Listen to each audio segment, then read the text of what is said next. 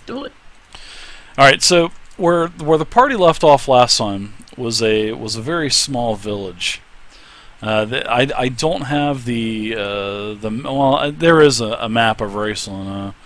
Let me I'll share it with you real quick. This is not the map that I want. I put the wrong damn map in here, and you'll have to pardon me on that. But all right, so this map here, I'm gonna share it real quick. So everybody should see this map. Now, this map of Rasillon, ignore all the numbers on it, alright? That's just not what I didn't want that. Where we were pretty much in the sort of like the south, near Aslov. And once I find Aslov, this is a very, very bad map. I need to get the high resolution map. Rasillon? You think it's a... Do you think it's a bad name? But you said Aslov. Aslov. A-S-L-O-V. Aslov. No. I didn't say Aslov, no. But anyways, you guys were basically in the south. Alright. And you found out that there was basically a witch that had taken over, well, this shaman, or this entity that had worshipped the dead, basically. Had taken over. Well, it was sort of like a mix of a shaman and these barbarians, the cannibal barbarians. Well, anyways, the party took care of them, and you helped the village basically. And the priest of the cave, she was held captive. You got her back, and all was well. So you guys became a novice 2 after that adventure. And that was the mouth of the Frothing Bear, I think it was called. So now, yeah, that's correct. This adventure is set east of that small village, and the party basically has been traveling because it's actually you guys are on the way to Aslov, A-S-L-O-V. And it is it's not a large town, but it's not a super small town like the village that you were just at. So as you guys are traveling east, the weather's I would say it's probably between, it's getting cooler. It's not full-blown winter. It's still pre-winter, but it is getting cooler. But then again, it's getting cooler in Hellfrost. Every year it's getting colder and colder because of the wars and the Hellfrost itself. So as you guys are traveling east for several weeks or so, you come across this, I would say, a broken, sort of like a ransacked caravan. And this ransacked caravan, as you guys are starting to, it was probably sat for a couple days. And this caravan was pillaged, looted. You could tell that this had definitely some people of importance just because of the caravan itself and the wagon, several of the wagons that were used, probably for some type of emissary or some type of diplomat. It basically not your typical standard covered wagon. It was actually like a small little mobile. Sort of like what the nobles would use back in the Middle Ages, or in the Old West with really nice drapes and whatnot. So as you guys are looking through there's no horses. Well, there are several corpses, dead horses that are on the ground, but several of them were also stolen. Well, as you guys are surveying the area, you did find a human, and this human was basically lodged against a tree. He was sitting down, propped up against a tree, with a couple large arrows piercing all the way through his body, sticking into the tree. Well, this human was still alive. So, Fulgon, welcome to the party, by the way, Fulgon. He's playing actually, Fulgon is Velcor in the chat. So Velcor is going to be taking over for the runs for Hellfrost, and then I'm also going to be adding one more person to the game, and they'll be starting next time we play. So it'll be a 5-person game. And then, if someone doesn't show, then we can just still roll with 4 people. So, but anyways, Fulgon, you tried to do everything you could to... You prolonged this old guy's death, and come to find out, as you guys are talking to him, he was part of a caravan that was going to one of the larger cities. And he was actually a Lorekeeper, and I've got some information about about background and lore for you guys, and I'll tell you guys. So first, if you guys are all new to Hellfrost, you would know about the Lorekeepers. You would know about the Blizzard War. That's just common knowledge among everyone in Hellfrost. So, the history of the Blizzard War is a little over 500 years ago. A vast army swept down from the frozen reaches of the north, that were far north, that came down into Rasillon. Now, distant empires, the names now forgotten, everything was obliterated. And the creatures that were involved in the Blizzard War were the Frost Giants, all of the different types of dragons throughout Hellfrost, and other, abominations like the elementals. Just like I said, anything frost related came from the north. Now, the northern central and eastern regions of Rasillon were pretty much cleansed of civilization, except for there are pretty much 4 groups of people that survived: the dwarves, the Taga elves, or Taiga elves, however you want to say it, the Finnar humans, basically. And the dwarves, basically, they seal themselves away in their caves.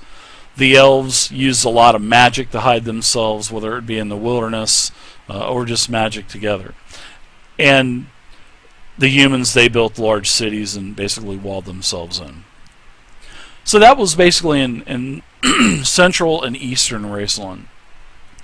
And on the east, as this is going on, still in the east, a couple of the larger armies of Asperia and Calcis, they held the flanks.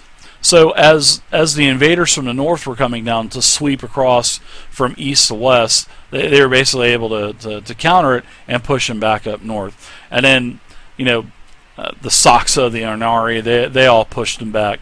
Even though they were pushed back all the way to the coast, they almost lost it, but then they were able to push all of the invaders back up to the north. So, all right.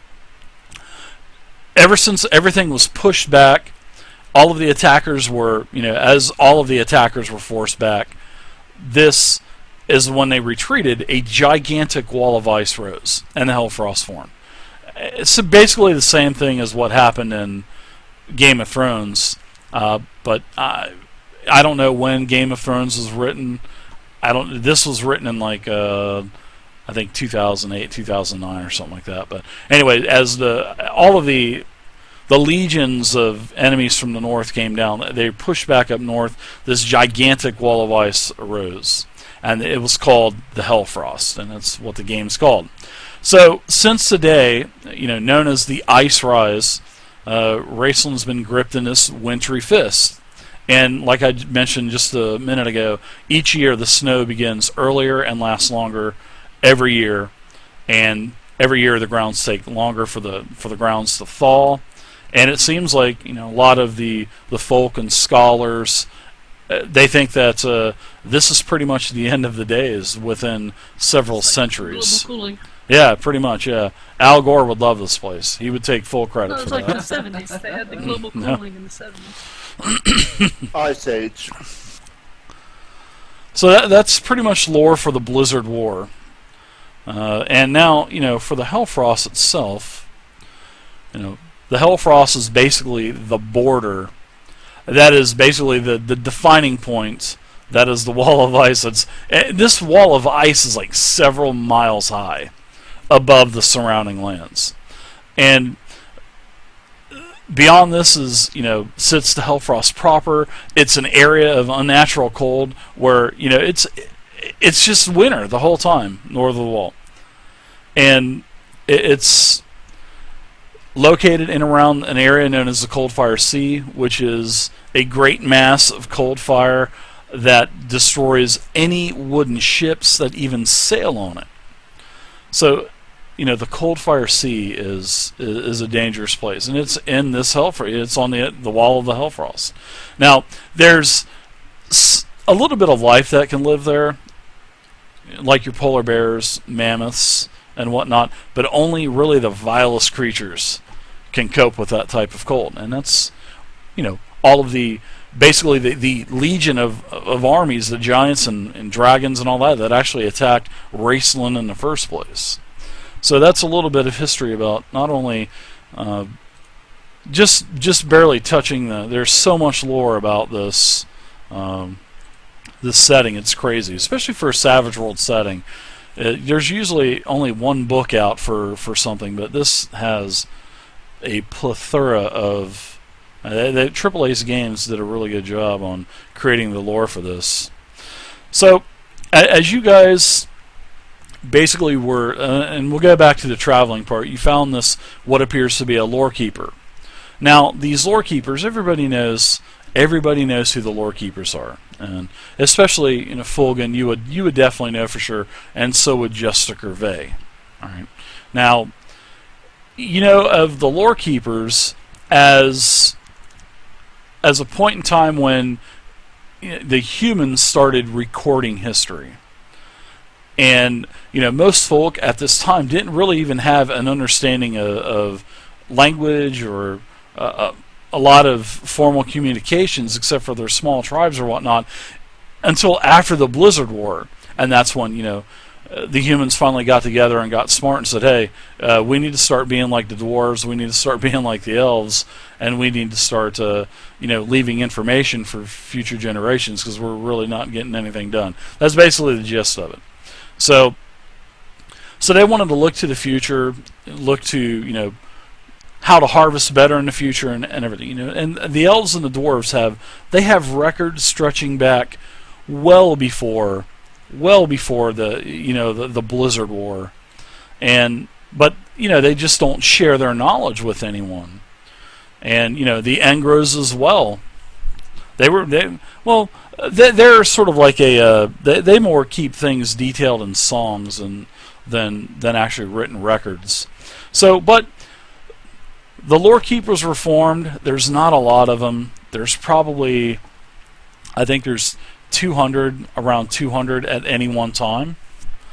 And, they're in all of the major cities, like the Imperial City, Drakeport, Far Reach, and the Citadel. So this is basically where the largest contingencies of these Lorekeepers are. So what they do, the Lorekeepers, they travel the land. They're looking for all of the ancient scrolls and texts. They take them, they copy them, and then they give them to all their colleagues all around Rasillon. They're trying to catch up to the dwarves and the elves. Not like they're trying to beat them or kill them or undermine them or anything. They're just trying to get on the same level as the other races. But the Blizzard War destroyed much of the history that was there. And that's why these Lorekeepers were there, to find these artifacts. And they're basically scholars, and they've actually been known to use extreme methods to get what they want too. They'll buy them from private collectors. They'll do whatever means necessary, good, bad, whatever. It just depends on the situation. And that's about it for the Lorekeepers. But there is a lot more information on them also. So, as you guys are talking to this Lorekeeper, all right, this Lorekeeper is talking to you about an old ruined temple that is nearby. And he instructs you, he's really not even supposed to tell you this, but he knows that he is dying. And he has to get this word out, and he has at least he has to take at least a chance to see if there is any good out there that could come of this. He knows his his time is, his days are numbered. I mean, he is definitely dying. So that's when yeah, well, and that's that's one thing about this, because he actually asks you to, because he sees your iconage, and he sees he can sense, being a Lorekeeper, he senses your intentions. He knows about you. He can sense you. So he actually tells you to please step away, because he just won't part with this information unless you step away.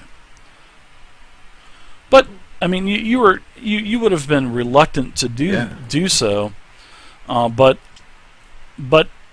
you did. All right. Not trying to play your character for you, but this is just part of the story to building up of what we're doing. And you talked with Fulgan and Tramadol, and you met Fulgan on the way from the fishing village. He was actually a traveler as well, passing through, and he caught on with you guys as you guys basically were going to make the trip to Aslov. He was like, I'm going to head there too. So, anyways, that's how you guys are together as well. So I'm trying to knock out a bunch of stuff all at one time. Right. So as Justa Carvet, yeah. As Justa Carvet, you kind of, you go off and do your own thing. This Lorekeeper talks to you about an old history, and this is common knowledge as well, about the different gods. And, and in fact, Vey, can you mute this for a little bit? And I didn't know the history of that board and everything, but yeah, I will. Okay, I'll ping you when we're ready. Yeah, because I studied all that lore. Okay. Where am I? Oh, there we are. Thanks. Okay, so as Vey steps away, and she's reluctant, you guys get her to step away. This Lorekeeper tells you that you have someone of great evil in your presence, in this Justicar. And he tells you that she worships Hela. And, you guys know of Hela as... You've seen her summon zombies. Lynx, you've seen this. Tramadol has also seen this. Fulgon, you haven't seen this. Yes. But you guys know of Hela as the former goddess of death. And Hela was the god in charge of judging every soul before they entered the afterlife. And Hela guarded the gates of the dead, stopping souls from getting in, stopping souls from escaping, turning back, souls that just weren't ready for the afterlife yet. And Hela did something no other god had really done, and that's betrayed all the gods. She betrayed all the gods, and what she did to betray all the gods was she opened the gates. She opened the gates of the dead and unleashed everything that was in these gates upon the lands.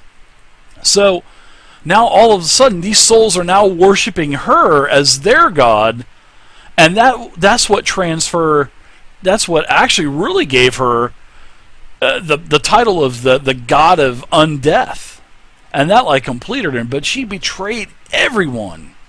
So not only did she betray the evil god, she betrayed the good gods as well. So it put everything into a conundrum there for a while. And there's still some of the dead still on the earth. I mean, that is what Hela is up to. And Justa Carvet, he informs you, worships Hela. And it can't be good. So he says you need to watch the company that you travel with. But he cannot go on and tell you anything about what needs to be done unless he says he will take this information to his grave and probably lose this forever. But you have to tell him you will not give this information to the necromancer that you travel with. And in fact, he even goes so far as to say you may even want to think about getting rid of her, because she cannot do anything but bring curses amongst your traveling party. So what happened is during the Blizzard War, a lot of these voice stones were created. Okay, well, this is after the big blizzard, after the Blizzard War and all this stuff. All right, the humans started creating these voice stones. Well, these voice stones were made to put into the nobles, into the great leaders, the great champions, pretty much all of the people of importance for humans. Not only humans, but they could be implanted in anyone. But once you implanted these voice stones into the person that was going to have this, you would literally have to kill them to take it, basically take it out of the trachea. All right. So, but over time, many of these stones were lost. Were never recovered after being given out. And a lot of these were sold. A lot of them were used as blackmail. And yeah, it just was another sort of like another black eye. So apparently, this Lorekeeper has gotten information that one of these voice stones has been located in a secret cult of Hela in a ruined temple not too far from here. This temple is called Ingkar, Ingkar.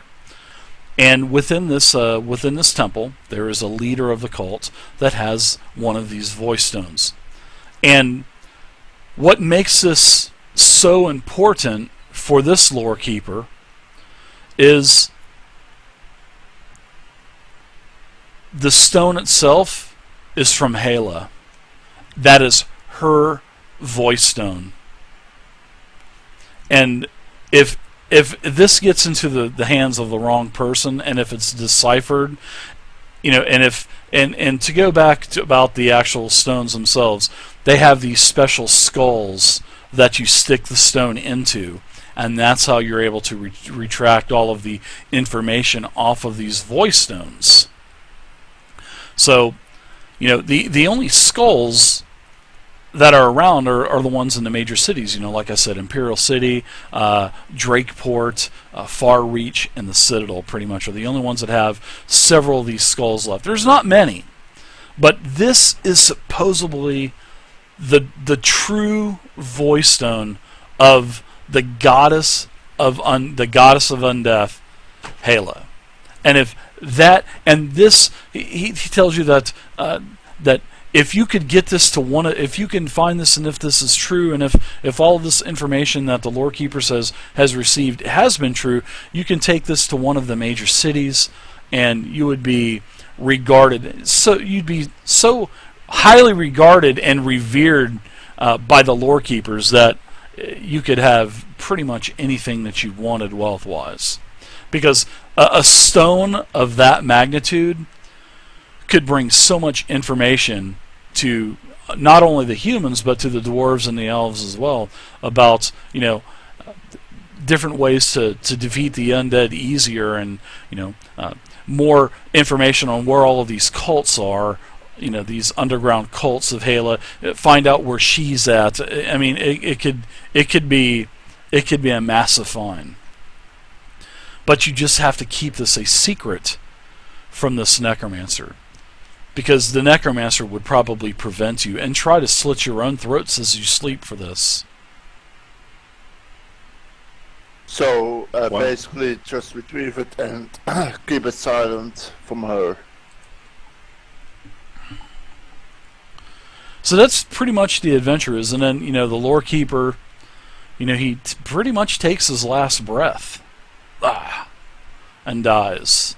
Well, as he's dying, I tell him that the necromancer will not get this information from me. Or me. Your secret shall be safe, Lorekeeper. Alright, I'm going to pull Vey back in now. Alright, so the Lorekeeper dies. You tried to do everything you could, Fulgon, you just weren't able to. And you guys give him I don't know if you guys are going to bear it, but he's now slumped over in front of you.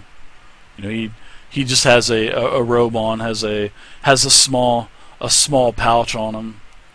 Tells you that you can have the contents of the pouch, for helping. I would want to return him to the earth. Absolutely. Let's prepare. I have a cloth, a simple cloth. So let's prepare him for burial. Okay. Helps character here. Sure. Make sure you've done whatever you need to do before you invite or Vey back into the home or room or whatever it is, or maybe just don't even just meet her when you come out. Well, yeah, Vey, as you were back, back along the main road, and you could see that something was definitely missed because you could see everybody kind of walking around looking for something to, I guess, dig this guy hole or something. But the guy is definitely passed now. And I'll let you guys take it from here. But yeah, and there is you guys know where this temple is as well, so he's marked it on your map for you. An old ruined temple. What number is that? Do what now? What number is it? What number is what? Like this map with all the numbers on it. Oh no, it's don't even worry about that map. It's a very poor quality map. I've got a very large map that's like 3,000 by 3,000, and you can actually zoom in, but you can't zoom in on those maps. They weren't done too well. Oh, okay. The Roll-20 one was really good. Yeah. That's the one I just got to put back in. Fulgen, I suggest that you should take the small pouch, and we should have a small ceremony. Agreed. So, I'll take, as we're preparing the body, I'll take his pouch. I've never done this in my game And, before. Any game. Lynx is going to help prepare Separated the body, one character and from the others. kind of recite a little ritual for Sort of like an experiment for me to as well. To see how the players handle it welcome within the this, group. This being back into her embrace.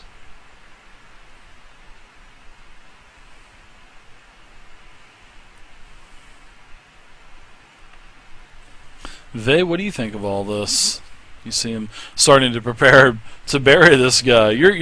What would you probably want to turn him into a zombie? Right. I tell them, well, if any of them look my way or mention anything, I just make a casual comment about you can continue your ritual. Hela will take them and put them into service soon after. Oh no. I sincerely hope not. Oh no! Hela releases everyone from the dead, your friend included. That she did, Vey. That she did. She releases everyone. I like it. Well, in my best Elven, Tiaga Elven, Inimine Patre Fili Spirits or something. And let's head out. Wow. All right, so you guys take a little bit of time. You get this. You get the Lorekeeper buried and full gone. You do a